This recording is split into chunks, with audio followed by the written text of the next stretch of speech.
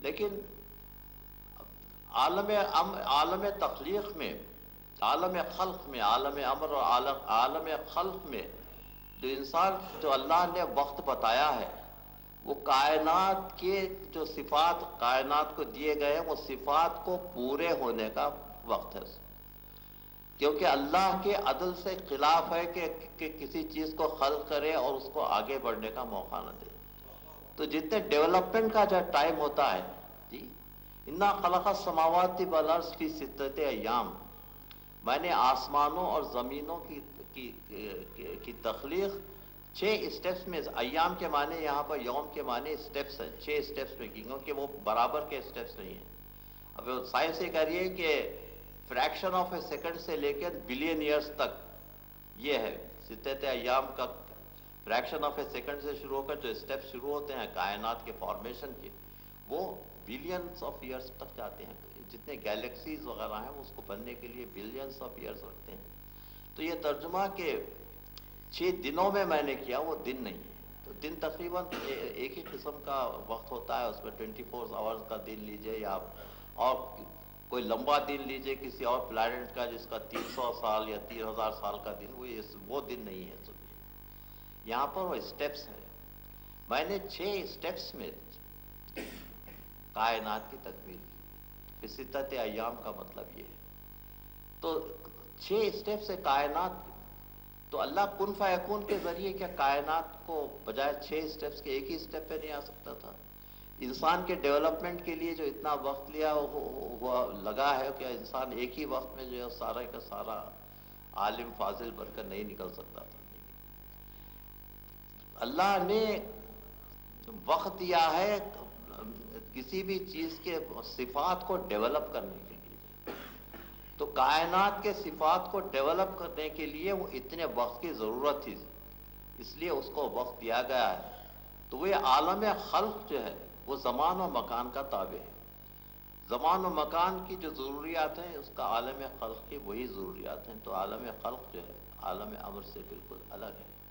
عالم امر، جیسے انائے فاعل کا تعلق عالم امر سے اور انائے عاقل کا تعلق عالم خلق سے، عالم امر کا تعلق جو ہے انائے عاقل سے ہے اور انائے فاعل کا جو ہے عالم خلق سے ہے۔ تو یہ دونوں چیزیں سمجھنے کے بعد اب انسان کو ترقی کے لیے عالم امر اور عالم خلق، انائے فاعل اور انائے عاقل، دونوں کی ضرورت ہوتی ہے کہ دونوں کو ساتھ لے کر چلے۔ اگر صرف مادی ضروریات میں ہی الجھ کر رہ جائے تو انسان مادیت کا غلام ہو کر رہ جاتا ہے، جس طریقے سے یہ مادیت پرست لوگ آج کل صرف مادیت کے غلام ہیں، روحانیت ان میں بالکل نہیں ہے۔ لیکن اسلام چاہتا ہے کہ انسان میں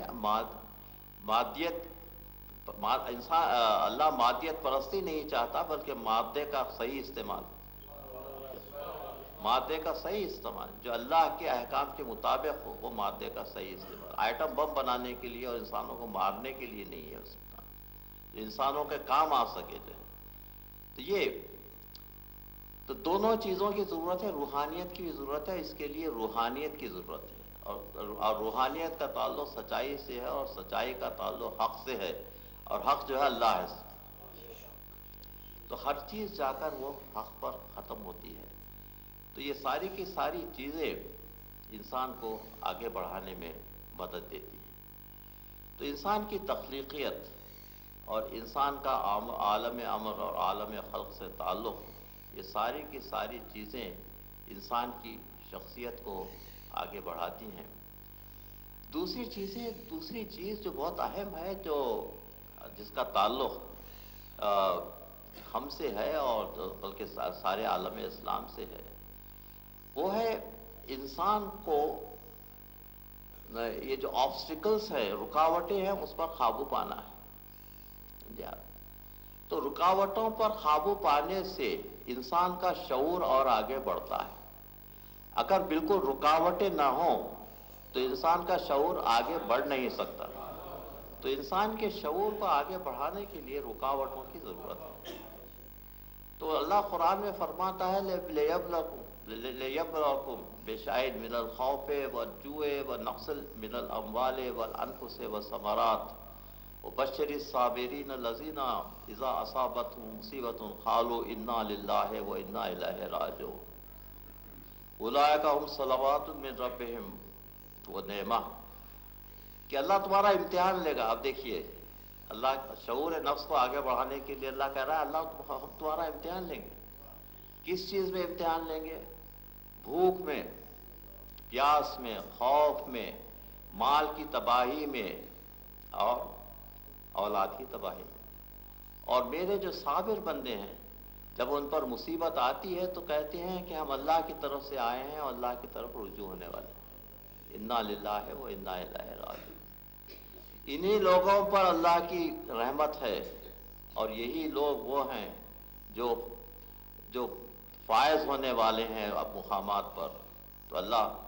تو یہ اللہ کے امتحانات ہیں۔ اب جب تک یہ امتحانات نہ ہوں، اب جتنے ہمارے پیغمبر گزرے ہیں ان کو کسی نہ کسی امتحان سے گزارا گیا۔ حضرت ابراہیم کو نار نمرود میں ڈالا گیا، اور انہوں نے یہ نہیں سمجھا کہ وہ جلنے والے نہیں ہیں، وہ سمجھ رہے تھے کہ ہم اللہ کے لیے میں جل جاؤں گا، ختم ہو جاؤں گا۔ لیکن نار نمرود کو گلزار بنانا وہ اللہ کا کام تھا، لیکن امتحان تو لیا اللہ۔ تو حضرت ابراہیم کو اسی طریقے سے بیٹے کی قربانی دینا، تو قربانی کا جذبہ کیا ہے؟ کیا بیٹے کی قربانی دی جا سکتی ہے؟ اگر حضرت ابراہیم بیٹے کو ذبح کر دیتے تو وہ سنت ابراہیمی ہوتی، ہم اور آپ اپنے بیٹے کو ذبح کرنا پڑتا تھا۔ وہ بات اللہ نہیں چاہتا تھا کہ کسی انسان کا قتل ہو، تو وہ فدیناہ بذبح العظیم، ہم نے اس کو ذبح عظیم سے بدل دیا۔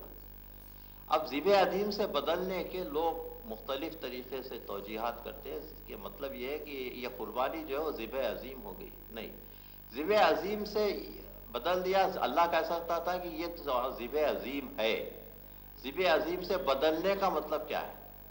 ذبح عظیم کا بدلنے کا مطلب یہ ہے کہ کوئی چیز آنے والی ہے، کوئی چیز فیوچر میں ہونے والی ہے، اس لیے کہ فرماتے ہیں کہ ہم نے اس کو ذبح عظیم سے بدل دیا، اور وہ ذبح عظیم ذات حسین ابن علی۔